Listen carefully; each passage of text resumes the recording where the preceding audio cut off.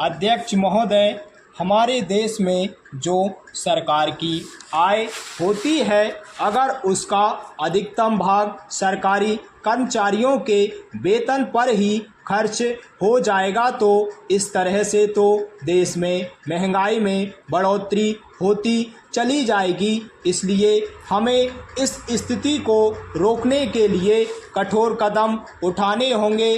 आज देश में जो लोग भी काला धंधा करते हैं उनके साथ कड़ाई से निपटना होगा और जो बड़े बड़े व्यापारी हैं उनके साथ भी सख्ती बरतनी होगी। सरकार की इस समय जो नीति है, उसकी जो विचारधारा है, उस पर हम सबको पुनः विचार करना होगा, जिससे देश की हालत में सुधार हो सके। करोड़ों रुपयों का अनाज जो आज बाहरी देशों से मंगाया जा रहा है, इस पर मुझे कोई आपत्ति नहीं है। सरकार ने एक बार अनाज का व्यापार अपने हाथ में लिया था और उसके बाद फिर सरकार ने व्यापारियों के भरोसे पर इसको छोड़ दिया। व्यापारियों ने जनता और सरकार दोनों को धोखा दिया और इसका परिणाम यह हो रहा है कि खाद्यान्न की कीमतें बहुत ज़्यादा बढ़ गई हैं और वह आम जनता को आसानी से उपलब्ध नहीं है। इस संबंध में हमारी सरकार ने अभी तक जो कदम उठाए हैं वे भी सहायक सिद्ध नहीं हुए हैं।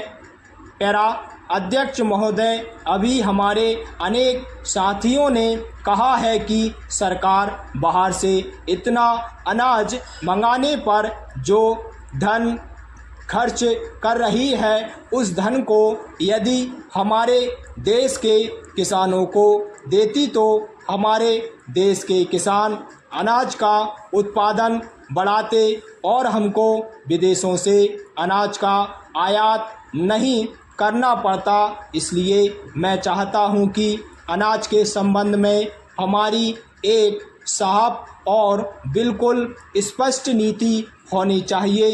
किसान को क्या चाहिए वह हम उसे दें और किसान से क्या लेना है उसका मूल्य निर्धारित करें। इसके लिए हमें एक राष्ट्रीय मूल्य नीति का निर्धारण करना होगा। किसान का अनाज उत्पादन करने में कितना खर्च होता है और उसको आवश्यकता की चीज़ें किन दामों पर मिलती हैं, इन दोनों में तालमेल होना चाहिए। किसान गन्ना पैदा करे, किसान कपास पैदा करे, किसान गेहूं पैदा करे तो उसको कुछ तो लाभ होना चाहिए। मैंने इस सदन में पहले भी कहा था कि खेती को नुकसान का नहीं बल्कि मुनाफे का धंधा बनाने पर ही देश में अनाज का उत्पादन तेज़ी से बढ़ेगा और खाद्यान्न की समस्या का कोई हल निकल सकेगा। पैरा अध्यक्ष महोदय, आप कहते हैं कि 1 इंच ज़मीन भी मत छोड़ो, हर जगह अन्न पैदा करो, लेकिन हमारा इलाका ऐसा है जहां पानी नहीं है, इसलिए हम अन्न का उत्पादन नहीं कर पाते।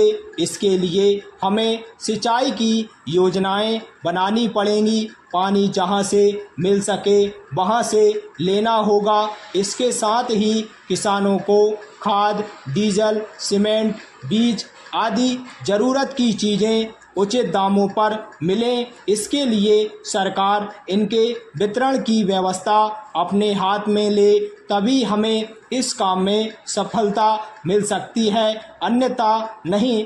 ऐसा करने के लिए हमें इन सारी समस्याओं पर बड़ी गहराई के साथ विचार करना होगा। इसे केवल राज्य सरकार पर छोड़ देने से काम नहीं चलेगा और हमारी अन्न की समस्या का स्थायी समाधान भी नहीं हो सकेगा।